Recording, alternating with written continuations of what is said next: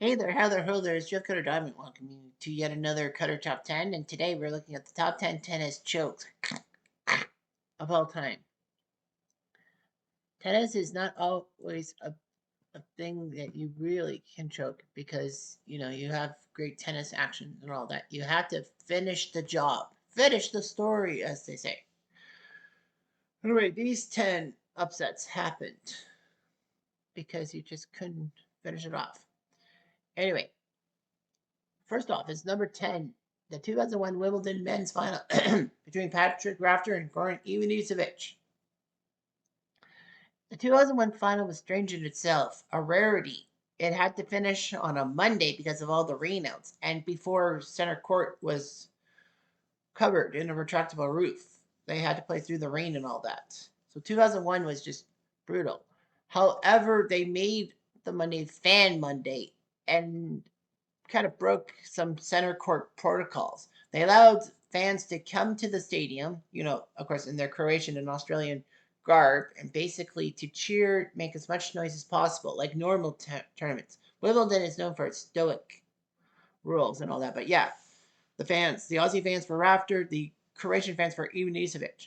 Goran was in as a wild card. He was a three-time Wimbledon loser in the final, but he proved it. And Patrick Rafter had a couple of chances to win the match, but Goran held his nerve and won 9-7 in the fifth set tiebreak to beat Rafter and give Croatia something to cheer about.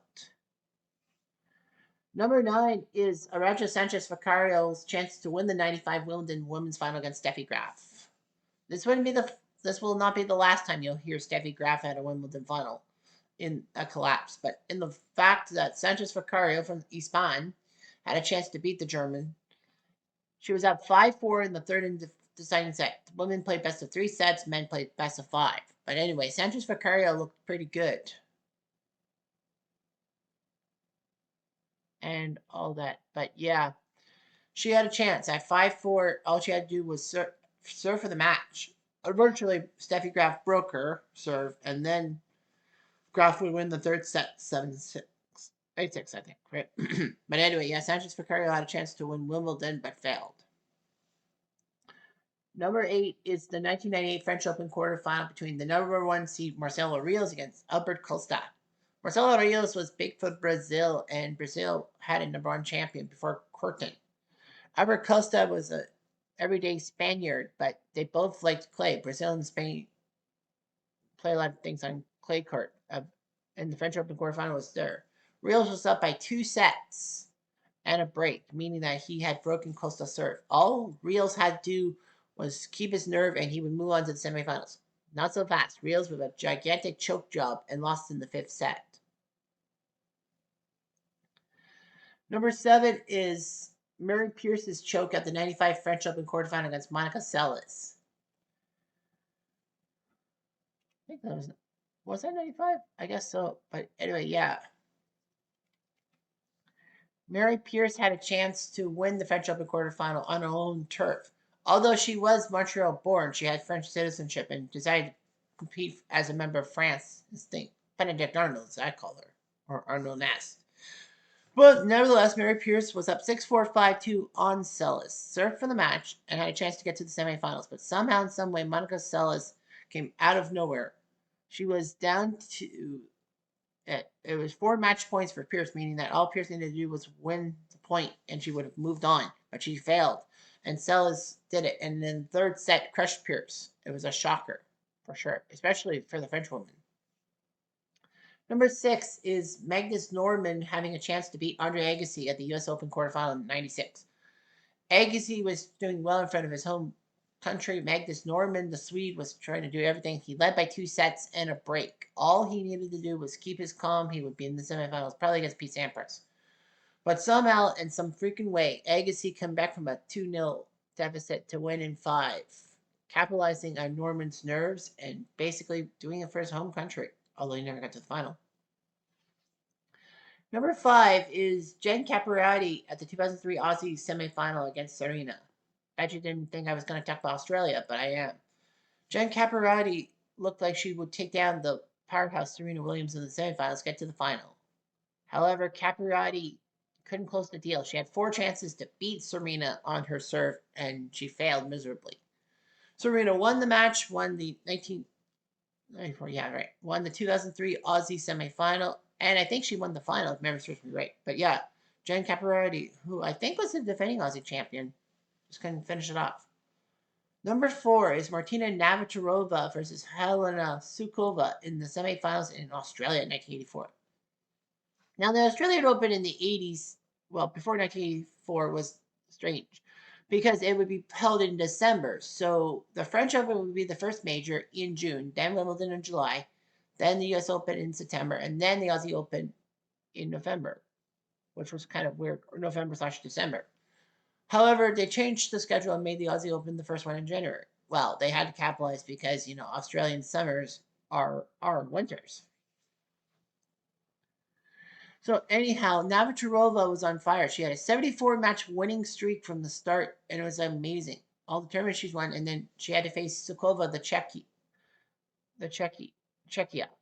She was up 6-1, 3-1. All she needed to do was keep her nerve. She went to the final, but she choked. It was a gigantic choke, and all that. And that was just unbelievable how she lost. Number 3 is Guillermo Coria versus Gaston Gaudio in 2004. This one was important. This was the French Open final. He had everything to gain. Absolutely everything to gain.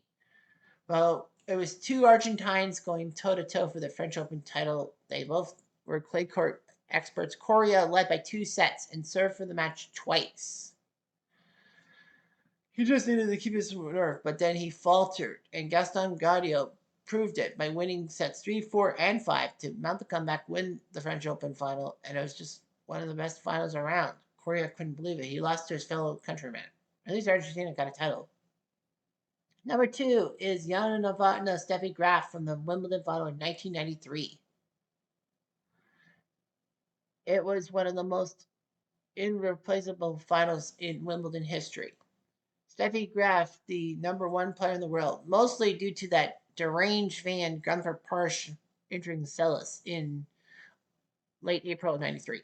But yeah, Graf was in the final against Jana Novotná from the Czech Republic. Novotná looked decent. She was up 4-1 in the third set. And unfortunately, she would double fault many times on her serve. And that was pathetic. Steffi Graf would come back from 4-1 down to win 6-4. Graf would win the Wimbledon final, and Novotná was upset. She actually cried into the shoulder of the Duchess of Kent. I forget her name, but she recently died, I believe. Yeah, Novotná was just so upset and all that. She can't believe she lost it. But there is a happy ending. A lot of times it's like, oh, there's no happy ending. There was a happy ending to this story, as Jana Novotná actually did win the 98 Wimbledon, so she got redemption.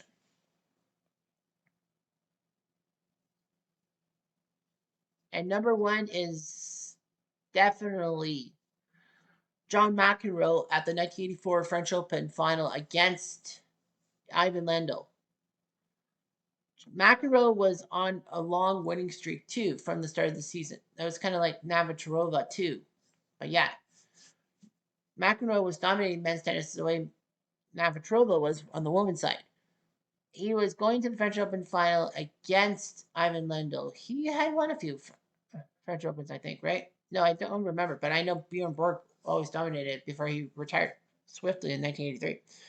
So Super Pest would be doing his job. He won the first 2 sets, and then in the third set, he got mad at a courtside cameraman.